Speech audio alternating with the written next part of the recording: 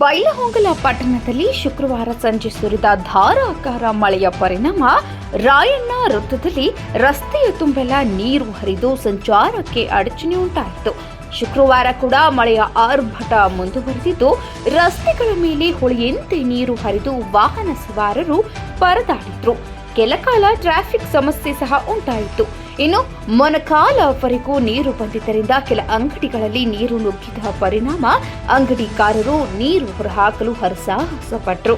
ಶ್ರೀನಗರದಲ್ಲಿ ಸುಮಾರು 6-7 ಮನೆಗಳಿಗೆ ನೀರು ನುಗ್ಗಿ ಅವಾಂತರ ಸೃಷ್ಟಿಯಾಯಿತು. ದೀಪಾ ಹೋಟೆಲ್ ಪಕ್ಕದ ರಸ್ತೆ, ಬಸ್ ನಿಲ್ದಾಣದ ಹಿಂಭಾಗ, ಸಂಗೊಳ್ಳಿ ರಾಯಣ್ಣ ವೃತ್ತ, ಸಾಯಿಬಾಬಾ ಮಂದಿರ ರಸ್ತೆ, ದೊಡ್ಡಕೆರೆಯ ರಸ್ತೆ, ಹೊಸೂರು ರಸ್ತೆ ಮುಖ್ಯ ರಸ್ತೆಗಳು ಮಳೆ ನೀರಿನಿಂದ ಕೆರೆಯಂತೆ ಕಂಡವು.